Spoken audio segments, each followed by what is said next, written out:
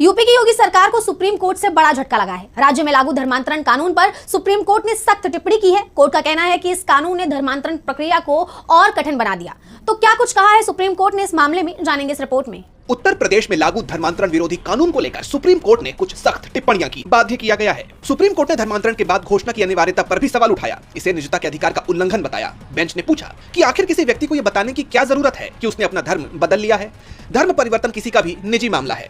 पीठ ने भारतीय संविधान की प्रस्तावना और देश की धर्मनिरपेक्ष प्रकृति को याद दिलाया। कोर्ट ने कहा कि भारत एक सेक्युलर देश है और कोई भी अपनी इच्छा के अनुसार धर्मांतरण कर सकता है। धर्मनिरपेक्षता संविधान के मूल ढांचे का अभिन्न अंग है। कोर्ट की इन कठोर टिप्पणियों को योगी सरकार के लिए एक बड़ा झटका माना जा रहा है, क्योंकि ये योगी सरकार के कानून की मंशा और उसके प्रावधानों की कठोरता पर सीधा सवाल खड़ा कर रही है। आप सभी को जय मसीह। मेरे प्रिय भाई ने इस वीडियो में बात करने वाले हैं, उत्तर प्रदेश सरकार के दावे फेल हो गए हैं।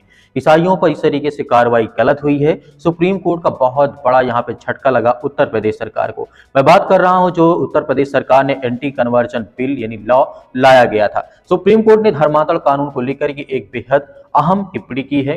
कोर्ट ने साफ कहा है कि अब तक उसके सामने ऐसा कोई ठोस मामला नहीं आया जिससे यह साबित किया जा सके कि किसी व्यक्ति का जबरदस्ती धर्मांतरण किया गया हो, या कोई ईसाई या कोई पादरी या कोई व्यक्ति उसका जबरदस्ती धर्मांतरण किया गया हो। सुप्रीम कोर्ट ने यहाँ पर बड़े सख्त लहजे से कहा है कि भारत को, उत्तर प्रदेश सरकार को इस कानून को देखना चाहिए, समझना चाहिए। मैंने आपको पहले ही बताया था। इस तरीके से उत्तराखंड को लेकर के कोर्ट ने, हाई कोर्ट ने कहा कि ये कानून निराधार है, कोई मतलब नहीं है ऐसे कानून लाने का, क्योंकि किसी प्रकार का जब कोई किसी के पास सबूत ही नहीं होता, जितने भी केस आते हैं उसमें सभी को बाइज्जत बरी करना पड़ता है, क्योंकि किसी के पास कोई सबूत नहीं होता। ना ही वो जो पक्षी होते हैं, जो मतलब कि विपक्ष के लोग होते हैं, जो दावा करते हैं कि लोग धर्म तकाते हैं, उनके पास कोई ठोस सबूत नहीं होता है। ना ही सरकार कोई दावा ठोस सबूत दे पाती है। इसलिए सुप्रीम कोर्ट ने अब बहुत सख्त निर्देश दिए। सुप्रीम कोर्ट ने कहा कि पिछले 3 से 4-5 वर्षों में सैकड़ों मामले दर्ज किए गए, FIR की गई, लेकिन जब ये मामला अदालत तक पहुंचे तो पुलिस और सरकार कोई ठोस सबूत पेश नहीं कर पाई है। कोर्ट ने यह भी नोट किया है कि कई मामलों में बजरंग दल या अन्य संगठन के लोगों के द्वारा शिकायतों पर FIR तो हो जाती है, यहां तक कि उस व्यक्ति को गिरफ्तार भी कर लिया जाता है जो कि उपाधि निर्दोष भी होता है, या कोई अपने घर में प्रार्थना करता है उसको भी गिरफ्तार कर लिया जाता है। लेकिन ये जब मामला पहुंचता है कोर्ट में, न्यायालय में, तो कहीं न कहीं यहाँ पर उन्हें बाइज्जत बरी करना पड़ता है, क्योंकि कोर्ट के पास इतना मतलब कि सबूत इकट्ठा नहीं हो पाता है कि उसमें सजा सुना सके। ना ही सरकार और ना ही विपक्षी दल के लोग जो होते हैं, बजरंग दल विश्व हिंदू परिषद के लोग होते हैं, वो पेश कर पाते हैं कि हमारे पास ये सबूत है, इसके आधार पर ये धर्मांतरण कराया है। कोई सबूत ना होने के कारण सुप्रीम कोर्ट यहाँ पर कई केसों को रद्द कर चुकी है।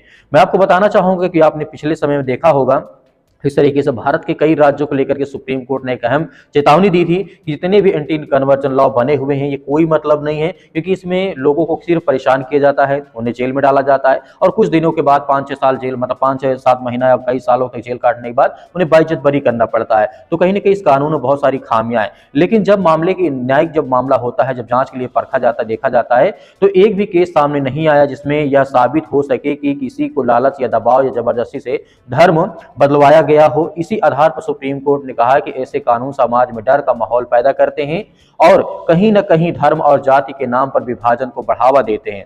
कोर्ट की टिप्पणी है कि जब तक ठोस सबूत ना हो तब तक किसी व्यक्ति को केस या शक या आरोप के आधार पर उसे अपराधी नहीं ठहराया जा सकता है। फिलहाल सुप्रीम कोर्ट ने इस पूरे मुद्दे को अपने पास सुरक्षित रखा है और संकेत दिया है कि इस तरीके से यहाँ पर बताया गया है, कहा गया है कि व्यक्तिगत स्वतंत्रता और इस तरीके से यहाँ बताया गया है अधिकार सभी का है।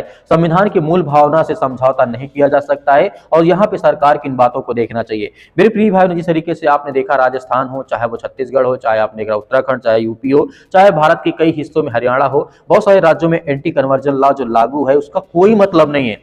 यहां तक कि supreme court, high court bar बार कह रहे हैं इस कानून का कोई मतलब नहीं, लेकिन फिर भी सरकार यहां पर अपनी मनमानी करती है। अब देखना होगा कि इस मामले को क्या होगा क्या नहीं होगा, जो भी सरकार यहां पे करना चाहेगी। कि उत्तराखंड में हमने देखा तो वहां पे हाई कोर्ट ने साफ साफ कह दिया है कि आपका जो कानून ये फेल हो गया है। इसी तरीके हर राज्यों को कानून जो बनाया गया वो फेल हो गया, कोई मतलब नहीं। वो आज तक किसी व्यक्ति को यहां तक कि 10 साल की या 5 साल की, 2 साल की सजा तक नहीं हुई है। तो ऐसे कानून को रखने क्या मतलब है, जो डर को पैदा करता हो, जातिवाद भेदभाव पैदा करता हो। आपकी क्या राय, हमें कमेंट बॉक्स में कमेंट करके जरूर बताइएगा। मिलते हैं नेक्स्ट वीडियो में।